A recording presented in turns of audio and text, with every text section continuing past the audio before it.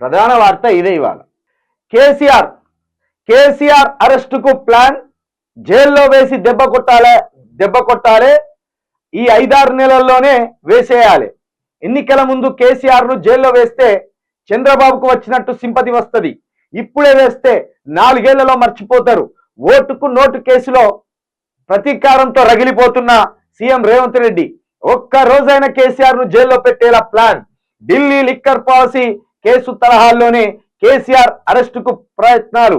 కవిత మీద వర్కౌట్ చేసిన ప్లానే. రఘునందన్ రావు వ్యాఖ్యలతో అనుమానాలు. సీఎం రేవంత్ రెడ్డి పంతానికి బీజేపీ సాయం. తెర వెనుక జోరుగా సాగుతున్న వ్యవహారం. జస్టిస్ నరసింహారెడ్డి కమిషన్ తీరు కూడా అనుమానాస్పదమే. మీడియాతో జస్టిస్ నరసింహారెడ్డి మాటలు. టీవీ చర్చల్లో కమిషన్ సభ్యులు అంతా స్కెచ్ ప్రకారం జరుగుతుందా? ప్రతీకారంతో సీఎం రేవంత్ రెడ్డి రగిలిపోతున్నారా? మాజీ సీఎం కేసీఆర్ టార్గెట్ గా పావులు కదుపుతున్నారా? ప్రజా పరిపాలన అనే కాన్సెప్ట్ ను పక్కన పెట్టి ప్రతీకారం అనే కాన్సెప్ట్ ను ఎంచుకున్నారా? దీనిలో బీజేపీ కూడా భాగమవుతుందా అంటే అవుననే సమాధానం వస్తుంది. రాష్ట్రంలో అధికారాన్ని చేజిక్కించుకునేందుకు ప్రయత్నిస్తున్న కమలం పార్టీ చీకటి ఒప్పందాలతో ముందుకు వెళ్తుందని ప్రస్తుతం రాజకీయ పరిణామాలు సూచిస్తున్నాయి.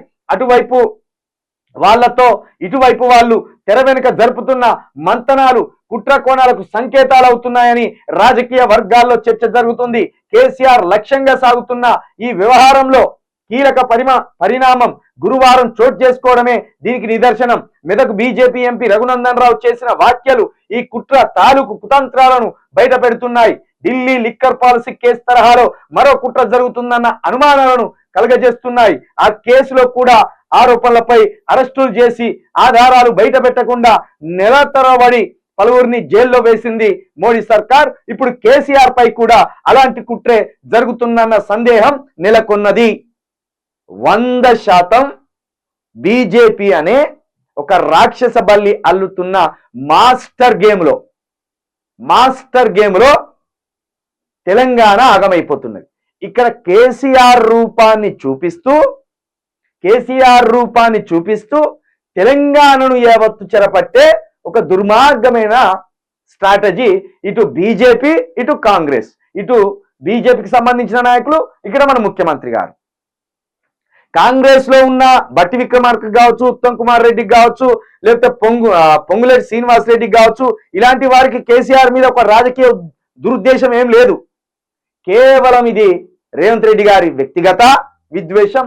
అదే విధంగా ఇక్కడున్న రఘునందన్ రావు గారి వ్యక్తిగత ఉద్దేశాలు ఇక్కడ ఉన్నాయి. ఇక్కడ ఏంటిది విషయం? రఘునందన్ రావు గారు గతంలో టిఆర్ఎస్ పార్టీలో ఉండే. పద్మాలయ స్టూడియోస్ సంబంధించి ఏది మహేష్ బాబు తండ్రి కృష్ణ ఉన్నాడు కదా, మహేష్ బాబు తండ్రి కృష్ణకు పద్మాలయ స్టూడియోస్ అని ఉన్నది. ఆ విషయంలో, ఆ వ్యవహారంలో దానికి సంబంధించిన ఏదో సెటిల్మెంట్ లో ఆ కాలంలో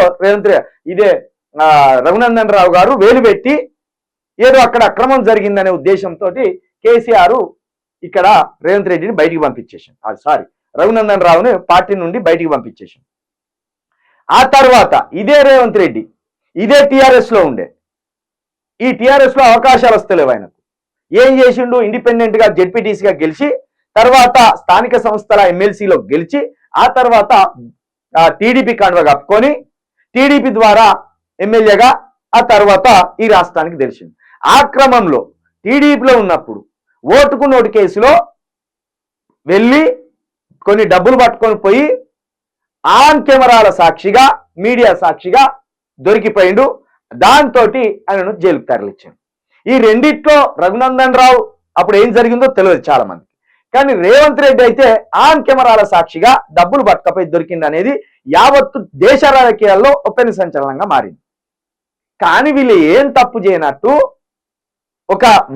వీళ్ళు ఒక భయంకరమైన ఒక విద్వేషాన్ని కేసీఆర్ మీద నింపుకొని వీళ్ళ విద్వేషాన్ని ప్రజల ద్వారా వచ్చేటట్టు చేసిండు. వీళ్ళు మీడియా ద్వారా, యూట్యూబ్ల ద్వారా, వివిధ పాటల రూపంలో కేసీఆర్ తెలంగాణ ఆగం చేసిండు అనేది కేసీఆర్ మీద ఒక విద్వేషపూరితమైన ఆలోచనకు తెరలేపిండు. ఇక మరొక వైపు చూస్తే ఈటల రాజేందర్ కేసీఆర్ తోటి తిరిగిండు, కేసీఆర్ తోటి ఉన్నాడు, ఉద్యమంలో ఒక పెద్ద లీడర్గా కనబడ్డారు. తెలంగాణ సాధనలో కూడా ఆయన వంతు పాత్ర ఉన్నది. అంటే వీళ్ళంతా కేసీఆర్ సైన్యం కదా, ఈటల రాజేందర్ లాంటి వాళ్ళు. కానీ మరి వీళ్ళిద్దరికి ఎక్కడ బెడిసికి వచ్చిందో తెలియదు. కానీ ఈటల రాజేందర్ సీఎం కేసీఆర్ కృషి మీద కన్నేసిందనే ఒక ఆలోచనతో కావచ్చు, ఆయనకు వచ్చిన సమాచారంతో కావచ్చు, అనవసరంగా ఈటల రాజేందర్ మీద కుట్ర చేసి ఈటల రాజేందర్ని బయటికి పంపించడం జరిగింది. అక్కడ మొత్తం బెడిసికి వచ్చింది వారం. ఈటల రాజేందర్ మీద ఎప్పుడైతే కక్ష గట్టి అనవసరంగా బయటికి పంపించిందో, ఇక కేసీఆర్ తను నమ్మినోళ్ళు నాగం చేస్తాడు, ఇతరుల నాగం చేస్తాడు, కేసీఆర్ ఉంటే మనకు రాజకీయం ఉండదు అనే ఆలోచనకి ఆ సర్వం అందరు వచ్చేసింది. ఇక ఆ క్రమంలోనే ఇప్పుడు రఘునందన్ రావు కావచ్చు, రేవంత్ రెడ్డి కావచ్చు, ఈటల రాజేందర్ కావచ్చు, వీళ్ళందరూ కూడా కేసీఆర్ టార్గెట్ గా కేసీఆర్ని జైలు వేయాలి. కేసీఆర్ని జైలు ఎత్తే హ్యాపీ, ఒక్క రోజైనా మనం సంతోషంగా ఉండొచ్చు. కేసీఆర్ ఇప్పటి వరకు ఉద్యమ నాయకుడిగా మనకు తెలుసు. అంతకుముందు గతంలో అయిన కాంగ్రెస్ లో, ఆ తర్వాత టీడీపీలో, ఆ పార్టీలలో పనిచేసిండు. కానీ 2001 నుండి ఉద్యమ నాయకుడిగా ఈ తరం భారతదేశానికి స్వతంత్రం వచ్చిన తర్వాత ఒక గొప్ప ఉద్యమం అంటే అది తెలంగాణ ఉద్యమమే. అంతటి కీర్తిని తెలంగాణ ఉద్యమం ద్వారా కేసీఆర్ సాధించుకున్నాడు.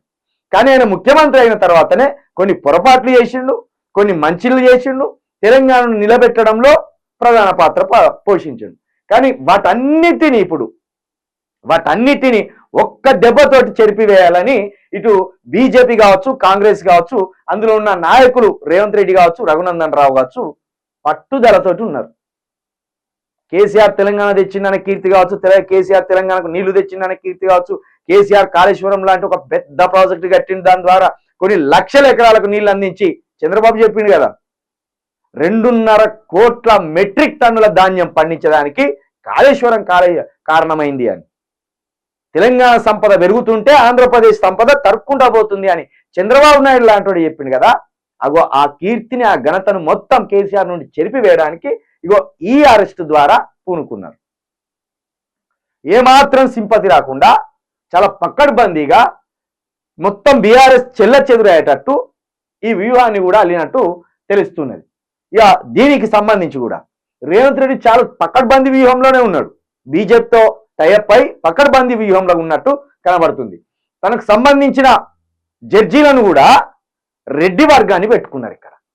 ఎందుకంటే కేసీఆర్ ఎప్పుడైతే తెలంగాణకు ముఖ్యమంత్రి అయిందో రెడ్డి నాయకత్వాన్ని చంపడం ధ్యేయంగా పెట్టుకున్నాడు కేసీఆర్. రెడ్డిలకు అధికారం రాకుండా జాగ్రత్త పడతాడు కేసీఆర్ అనే ఆలోచనలో రెడ్డిలను బలేసిండు రేవంత్ రెడ్డి. అందుకే ఏమన్నాడు, ప్రతి పార్టీ రెడ్డిల చేతుల్లోనే ఉండాలి, ప్రతి రెడ్డికి గ్రామాలలో కనీసం 5 నుండి 10 ఎకరాలు ఉండాలి, ప్రతి ఒక్క కులానికి సంబంధించిన రెడ్డిల ఇంటి ముందుకు వచ్చి అడుక్కోవాలి, ఓ విధంగా చెప్పాలంటే ఆ మాటలు మాట్లాడింది. కానీ కేసీఆర్ ఒక పొరపాటు చేసింది ఇక్కడ. రాజకీయ వైరం అనేది అనాదిగా వెలుమలకు రెడ్డిలకు మధ్యనే ఉన్నది. ఓ విధంగా తెలంగాణలో రెడ్డి దొరలు ఉన్నారు, వెలుమ దొరలు ఉన్నారు. కేసీఆర్ ఏం చేయాలి అసలు అప్పుడు కాంగ్రెస్ కథం చేయాలంటే టిఆర్ఎస్ లో మాదిగా వారికి ప్రాధాన్యత ఇవ్వాలి. ఒక విధంగా చెప్పాలంటే దళిత నాయకత్వాన్ని ఎక్కువగా ప్రోత్సహించాలి. ఆ పని చేయాలి. టిఆర్ఎస్ లో కూడా రెడ్డిల్ని అధికంగా పెట్టుకున్నారు. మంత్రి పదవులు కావచ్చు వాళ్ళకే ఇచ్చిండు, ఎమ్మెల్యే సీట్లు కావచ్చు వాళ్ళకే ఇచ్చింది. ఒక విధంగా చెప్పాలంటే సామాజిక న్యాయాన్ని కేసీఆర్ పాటించలే. ఇప్పుడు కాంగ్రెస్ కూడా పాటిస్తలేదు. ఇట్లా తనకు తాను కొన్ని పొరపాట్లు చేసి కేసీఆర్ ప్రజల చేత ఈ ప్రతిపక్ష నాయకుల ద్వారా చీకొట్టించి ఇప్పుడు కేసీఆర్ని జైలు వేయాలని చూస్తాను. మొత్తానికైతే ఒక భయంకరమైన కుట్ర అయితే సాగుతాను. ఇటు బీజేపీలో ఉన్నోళ్ళు, ఇటు కాంగ్రెస్ లో ఉన్నోళ్ళు ముఖమ్మడిగా ఒప్పందం ప్రకారం కేసీఆర్కి ఏమాత్రం సింపతి రాకుండా, కేసీఆర్ కు తెలంగాణ క్రెడిట్ ఏమాత్రం దక్కకుండా, కేసీఆర్ కట్టిన ప్రాజెక్టులన్నీ ఉత్త ప్రాజెక్టులని, కేసీఆర్ పెట్టిన పథకాలన్నీ ఉత్త పథకాలని ప్రజల్ని నమ్మించి కేసీఆర్ని దెబ్బ కొట్టాలి. ఈ వ్యూహంలో అయితే బీజేపీ కావచ్చు, అదేవిధంగా కాంగ్రెస్ కావచ్చు ఉన్నట్టు స్పష్టంగా అర్థమవుతుంది. దీనికి సంబంధించి బిగ్ స్కెచ్ నడుస్తుంది. దాని గురించి కూడా మనం మాట్లాడుకుందాం ఒక హాఫ్ అన్ అవర్.